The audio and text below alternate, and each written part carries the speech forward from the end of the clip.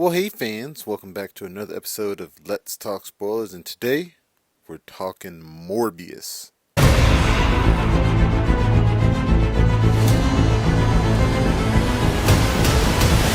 Now, Morbius is just a terrible film. It is ridiculous that Sony actually made something so bad. I just don't know how. I understand making the movie is hard. And yes, nobody sets out to make a bad movie, so to speak. But this film is like either they didn't know what they wanted to do, or they had a plan and just gutted it after the success of No Way Home and like reshaped it to like whatever. And it it was just bad. It's bad.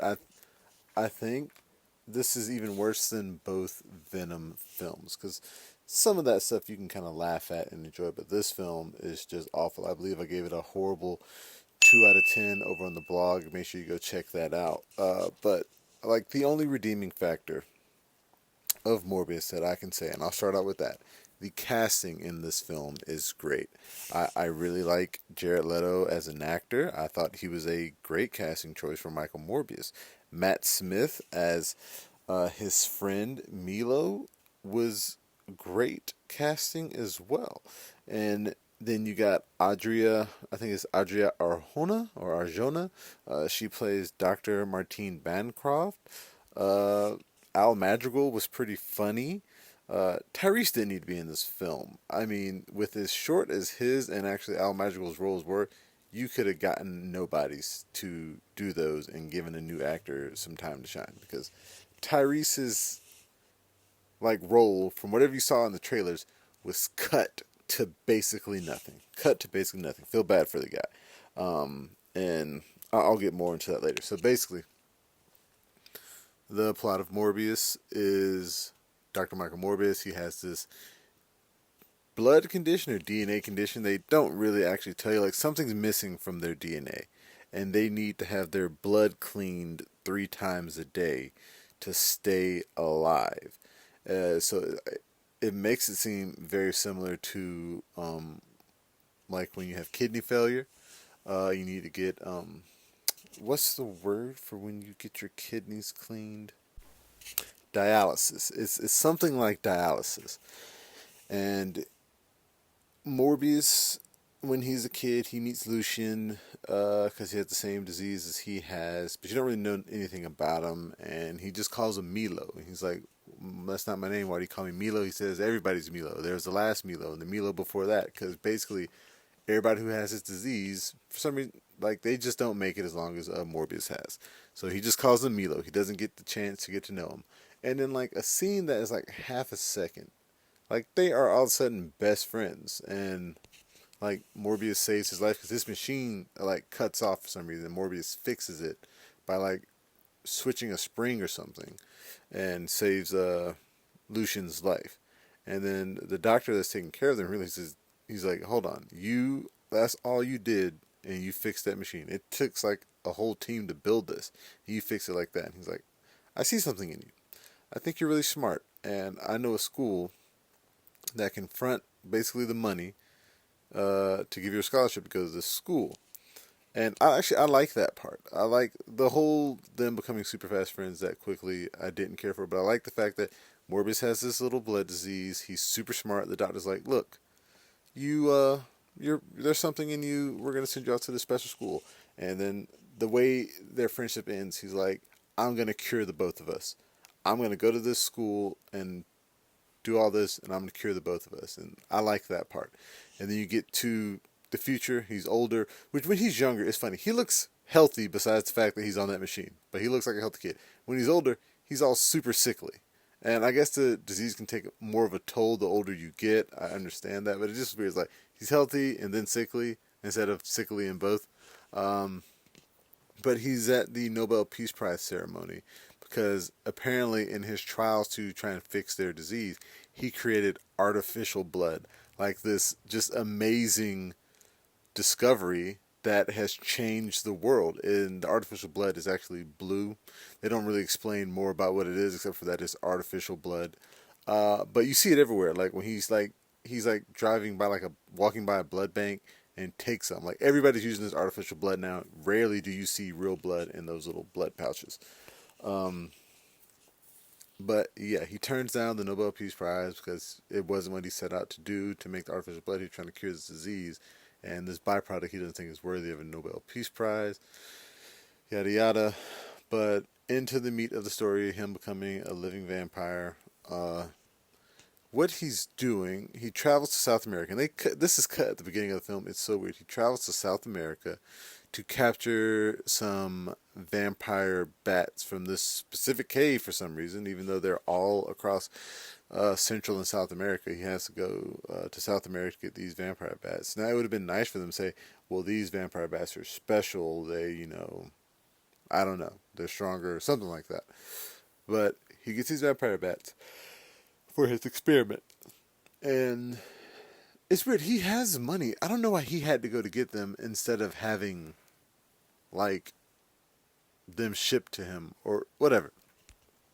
So, gets these vampire bats, and he's like, I'm going to combine human and bat DNA because these bats live solely off of drinking blood, and they have a special anticoagulant that allows them to do that.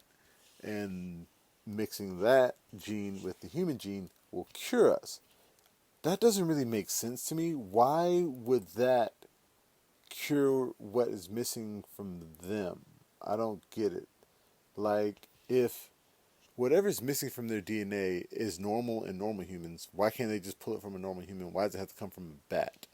So, like, I didn't like that part. And I think in the comics and even the old Spider-Man animated series, it was a disease from like his original village that was caused by a bat.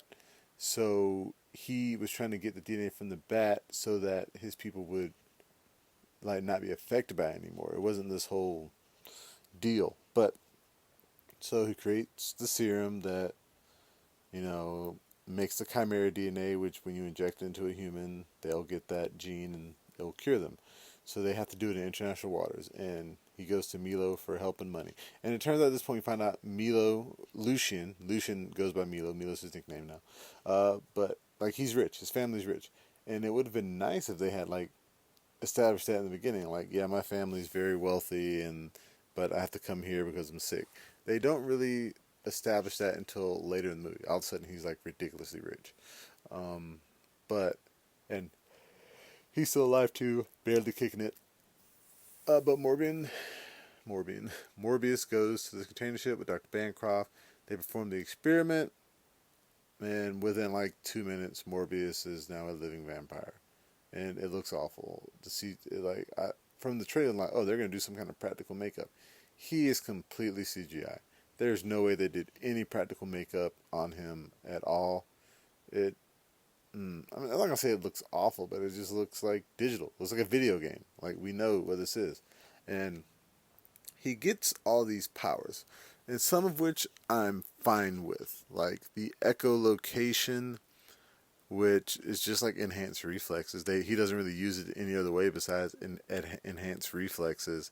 He has like, he's super fit now, of course. The regular superhero, you get muscles and whatnot. And also, like, he can fly, which is shown. Like, he can see the wind currents, I guess, and use them to fly somehow. But bats use their wings to fly. They don't, like, just float like how he does. And, of course, he has to drink blood to sustain this new form of his. If he does not drink blood, he starts to, get limp again and turn back to his normal self. And also he just becomes super hungry and has like this craving for blood. So he first starts drinking his invention, the blue blood, the artificial blood, and that sustains him for 6 hours. And he's like, all right, this is cool. So he does these tests. Well, how long do I need this blood? 6 hours. Takes it again. All right, now it's down to 4 hours or I get hungry again. And then he's like, Well, if I drink the red blood, which is normal human blood, it lasts a lot longer, but I don't want to have to drink human blood. Now, here is where I get super upset with how stupid everybody in this movie is. He needs blood to live. He's a living vampire, basically. At no point does he or anybody else in this film say, well, the bats drink animal blood. Why can't we just, buy you, a lot of animal blood? Like, and just, and he doesn't need, a lot. Like, one little blood pouch sustains him for a good amount of time. Like, if it's red blood. A couple of those a day and he's fine. Like, just, hey, let's go get some cows or some pigs. I'm sure there's a lot of animals. You have the money to afford this. We can just get that shipped in. And his friend Milo, of course, he doesn't want to die. He wants the cure. And he's like, no, the cure's not good. He takes it anyway. They don't show how he gets it. He tells him to leave. At no point do we see him grab one of the other vials. But he takes it and he just starts killing people. He's like, this is how it is now. I kill people. And he kills one good person, the doctor, because he couldn't, control it at first. And actually, no, he kills the newspaper guy. He was a jerk, kind of, but he didn't deserve to die. Actually, none of the people he killed deserved to die, but some were a little bit mean to him, I guess. But yeah, he's cool with just killing people. All of a sudden, he's just comfortable with it. Morbius doesn't want to do it. And then they fight, and they have this horrible CGI fight. And then Morbius steals this lab from some counterfeit bill people. And then at the end, like I said, Tyrese and whatever Al Madrigal's characters, the FBI agents, they have zero to do in this film. If you cut them from the film, not much would change. Uh, but Morbius, their mentor, Milo kills their mentor, kidnaps Bancroft. Morbius creates some kind of cure for the vampirism, but it will kill him and Milo. So he tells Bancroft, she's like, why'd you make two? Well, I'm going to kill Milo because I don't want him living like this. And it was a sweet, when he kills him, it was actually pretty sweet. He's like, you gave me my name. I'm Milo. That part was actually sweet. That is what, that and the casting what breaks it up to a two. And he's like, what's the second one for? It's for me. So he's going to kill himself. That's his plan. Kill both of them and they'll be able to be gone. So he has this final fight with Milo. Milo attacks Bancroft, cuts her on the neck, I guess, somehow, and she dies. So she gives Morbius one last kiss, and she bites his lip, and some of Morbius's blood drops in her mouth. And then he gets mad, and then he bites her, and I guess drinks her blood. I don't know what happened in that scene, but then they fight, and as they're fighting, all of a sudden, Morbius uses his echolocation, and he can control bats.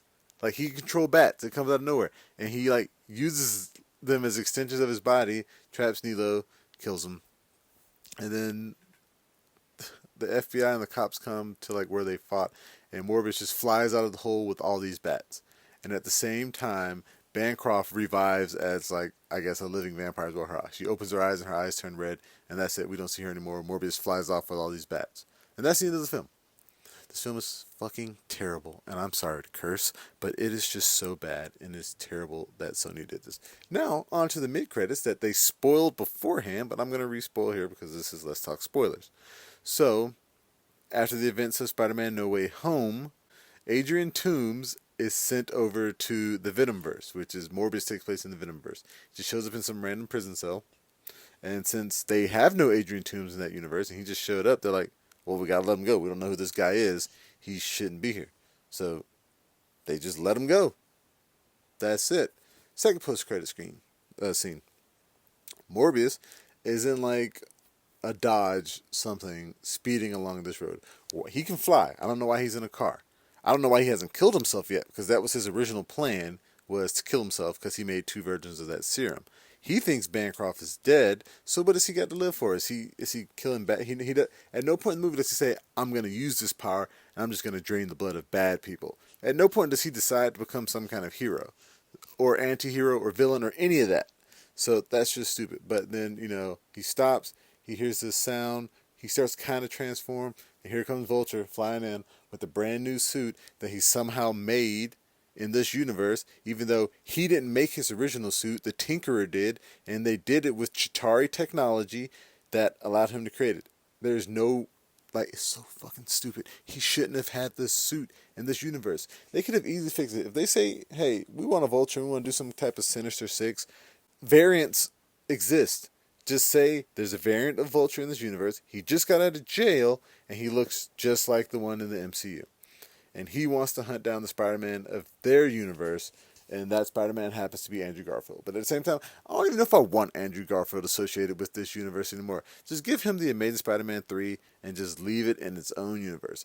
I have no faith in Sony in any of their projects and what they're doing that's not related to uh, the animated Spider-Man films or the MCU Spider-Man films. Anything else they're doing is just horrible. I mean, just such a shame. But that is it for me, guys. Remember, you can view this spoiler review on YouTube and the blog flipfrogllc.com/flixfrog.